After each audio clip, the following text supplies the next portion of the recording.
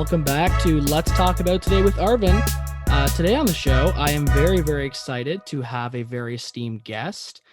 She is the deputy leader of the Ontario NDP, and someone who I frankly look up to. She's pretty awesome. The Honorable Sara Singh. Sara, how's it going? Oh, thank you so much, Arvin. It's such a pleasure to be here. Thanks for having me on today. No, I mean, thank you so much for coming on. I mean, you are really an inspiration to so many young people in politics and, young people of color. So as I mentioned, you are the deputy leader of the NDP, and that is a very big role. And you've played a big role in holding the Ford government to account in the past couple of months, in the past couple of years, especially during this pandemic. And you're also very well educated, and it's just so fantastic that we have someone in the legislature just like you. Sara, you have a Bachelor of Arts in Political Science, master's degree in international development. Is that correct? That is, yeah. And you're currently pursuing your PhD. Is that also correct? And that is, I'm in the final all but defended stage, and so hopefully this semester I'll be wrapping up. But thank you so much for all those kind words, Arvin. I just want to thank you for the encouragement, and I'm so privileged to serve our community. And one of the reasons I did get into politics was so that we could change the face of politics, and so that we could encourage other young people to know that their voices mattered. So thank you so much for just letting me know that we're having an impact, and that message is reaching young people like you. Definitely. I mean, as I said, you are really an inspiration, and you're pursuing your PhD while holding such a big role in in the Ontario politics sphere. So, with all that's going on, what initially inspired you to want to study politics or just get interested in it? So for me, studying politics was more about understanding the processes of social change and how we were able to come about achieving that social change in our communities. I actually never thought I was going to be a politician. When I started my educational path, I thought I was going to be a criminal defense lawyer. But as sometimes has happens for many of us, you sort of get into whatever you thought you wanted to do and realize that might not be for you. And through those educational experiences and some of the volunteer work that I was doing, I was actually encouraged to consider a career in politics.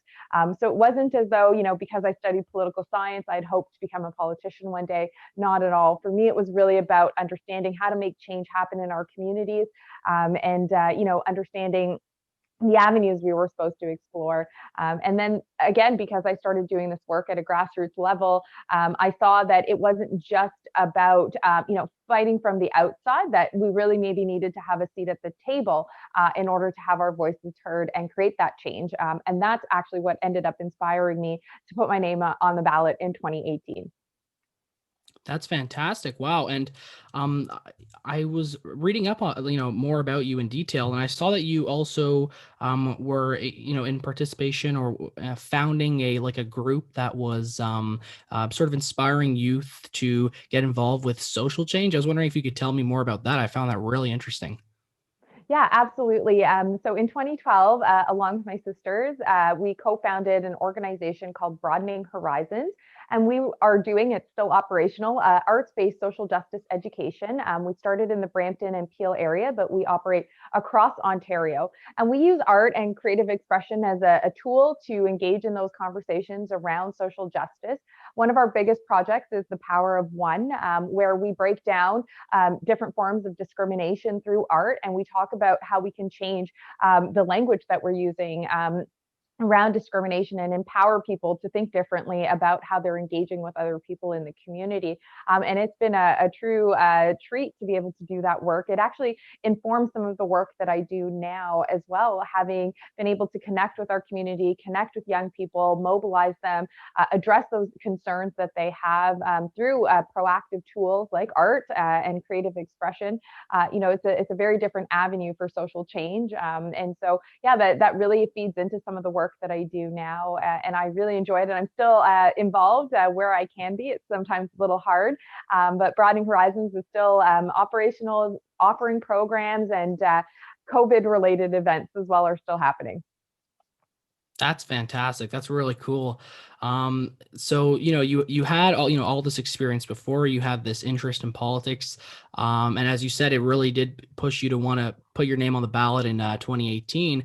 What would you say was like the main factor? Because like the 2018 election is definitely an interesting election if we look in Ontario's history, especially with what's going on right now. What was like, I guess, a main motivator for you to want to run in that election? Well, I think it was just some of the timing for me. But in 2018, I decided that it was the right time for me to consider, putting my name on the ballot. We'd really seen hallway medicine, hallway healthcare reaching a critical tipping point, I think, in those years. And that's what motivated me. In 2017, I actually lost my older brother to cancer. And so having gone through that experience as a family, I saw firsthand many of the cracks that we knew existed in the healthcare system, but we experienced that directly as a family as well. And so, despite some, pretty difficult times, I thought it was the right time. And I know before my brother passed, he had encouraged me to consider this, and I had to carry that torch forward. There were certainly some days where I thought maybe I should wait for the next election, but I know that his spirit was with me through that whole process, and I'm glad that I did, because we wanted to build the groundwork that was needed for New Democrats in Brampton Centre, and I'm grateful that we were able to do that work, and that not only did we win, but I think we had a historic win. It was the first time that Brampton Centre provincial riding existed. It was a brand new riding, so we were able to secure that. But also, help the New Democratic Party expand its reach within the community. And I think that shows us that people are looking for this change. They're looking for something better, and they're willing to support people who want to do that work. So I'm so grateful that I did, and I'm so thrilled to be here today. Wow, that is a very, very interesting story. I'm sorry about hearing about your brother, and I think it really speaks to your strong character that some people might want to just like give up, but you I guess use that, and as you said, you carried the torch to move on and do fantastic things. So that is just wow, that is a very beautiful story. Thanks for sharing that with us. So during these past 2 years, we've seen how the Ford government has handled a variety of things, and it's been quite unfortunate seeing how Doug Ford, Premier Ford, his leadership has led us into this situation in Ontario with COVID-19. And you've mentioned healthcare. I think a big issue that's on the minds of many Ontarians is the long-term care crisis. And I know you've spoken very vocally about the shortcomings on behalf of the Ford government, how they haven't done enough to make sure that our seniors are protected, that they're well and safe. I think like the first part of the pandemic, you know, it was really important to call them out for substantially decreasing the inspections of long-term care homes. And I know you've spoken a lot about that. But just in the second wave, we were so unprepared, and we see the rising amount of deaths in long-term care homes, and it's just really heartbreaking. So, do you think you could share some of your thoughts on that, and what you've been saying and how you've been holding the Ford government to account in regards to this? Yeah, thanks so much, Arvin. I think such an important question because, like you point out, during the first wave, I think we all understood there was going to be some learning that was going to happen. And so we tried to work as collaboratively as possible with the government in addressing those concerns at that time.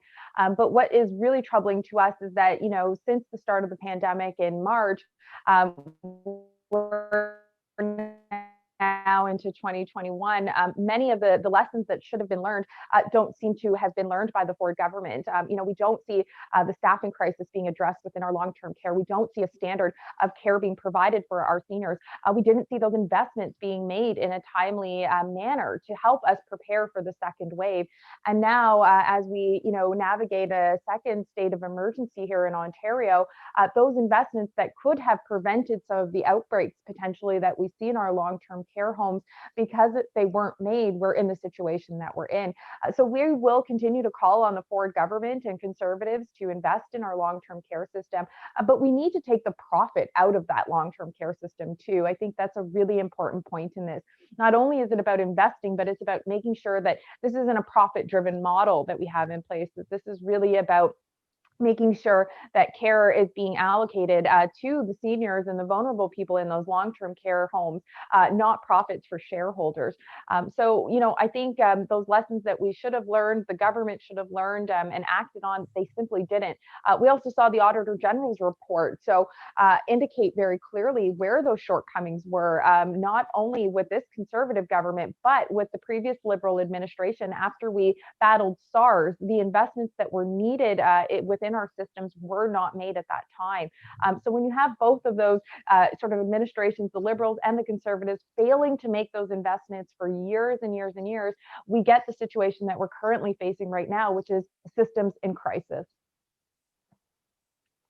Well, definitely, lots of things well said, and I think it speaks pretty loudly. I have this quote from you. You said the government chooses not to act in a timely fashion, and we see them scrambling at the last minute. It's costing people their lives. It's very well said with what's happening right now in the second wave. I mean, in the wake of the second wave, we saw the Ford government was sitting on $12 billion of federal COVID support that was, intended for investing in long-term care and a variety of other things to protect Ontarians. So it is very heartbreaking to see what's been going on. I mean, over 3,000 deaths. Majority of the deaths we see from COVID-19 are mostly seniors and especially those in long-term care. But with also a variety of things with this unclear second lockdown that we're in, things aren't very clear. Ontarians don't know exactly what's going on. We are still seeing many cases on a daily basis being increased. And there are also a lot of vaccine shortages that we are very concerned about because we need to get those vaccines out and hopefully put an end to this crisis. But what is one thing that you're sort of like looking forward to or expecting the Ford government to step up and step up to the stage and start taking action on in the next couple of weeks? Absolutely. I think, the vaccine is a really important part of the plan, but that isn't the whole plan. We can't just rely on a vaccine to help us get through the virus. I think we need to see the Ford government step up and make the investments that are needed into, public health policies like paid sick days. When we really talk about what's sort of driving the spread in communities like Brampton, it's a large number of essential workers that are still going into work who cannot take time off because they are sick, and often living in large multi-generational families or in precarious housing situations. So without addressing those root causes that we know are present, we really can't get to the heart of what's causing the spread in communities like Brampton. So I think what I would like to see the Ford government do is step up by providing paid sick days, not just relying on a federal program that isn't doing enough for people. I think stepping up and making sure that we have adequate isolation centers available. I think we could have been doing that throughout the summer, preparing more effectively for a second wave, which we knew was coming. So I think ensuring that we have isolation centers available across the province for people who are facing precarious housing situations is a good investment. I also think increasing contact tracing and testing is so important. If people can't get tested, every day I'm hearing about folks facing some barrier or another to getting a test. If they can't get tested because the capacity isn't there, we can't track the spread of the virus. We can't collect that data that we need to understand what's happening in the province in real time. So those are just three, things that we can be doing. We spoke a little bit about long-term care as well, Arvin, and I think hiring workers, paying them fairly, ensuring that they aren't precariously employed with low wages as they take care of our most vulnerable people.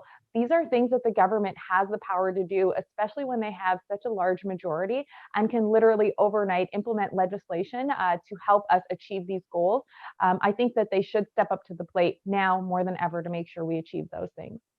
Definitely 100%. And it is very upsetting to see that, as you said, like they have a majority, they can do this, but they choose particularly not to. And, you mentioned paid sick leave. We saw the premier yesterday say that, it's not really a priority for the provincial government to want to implement paid sick leave.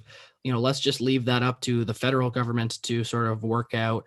And, we've seen like in the rise of the second wave, every dollar that's being spent on COVID support, 97% of it is coming from the federal government. Only 3% is coming from the provincial government. So it's really a choice of, let's just save up money to, I guess, prevent like an economic recession, perhaps, even though we are in an economic recession right now, instead of actually investing in people, making sure that they have the support they need in this very, very crucial time. And we can, I think that if we contribute to that, we can actually make sure that this crisis doesn't extend on for months and months.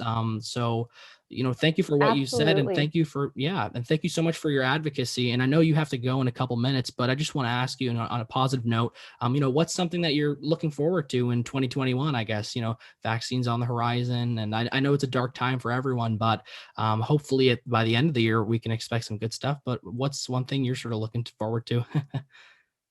Well, I'm certainly hoping that we can, put this virus to an end and kind of have some return to normal. I'm looking forward to attending events in person again. I really miss connecting with my community face to face. All things aside, I think that's something that I'm certainly looking forward to. I know many of us are. We're missing those social connections, the ability to connect with our loved ones in our community. So I'm hoping that that silver lining is that we can actually do that. But it's been great because we've also been able to find innovative and fun ways to still stay connected, despite all of the challenges that we're facing. So I think there's that silver lining that has come about through the pandemic in terms of some of the innovations.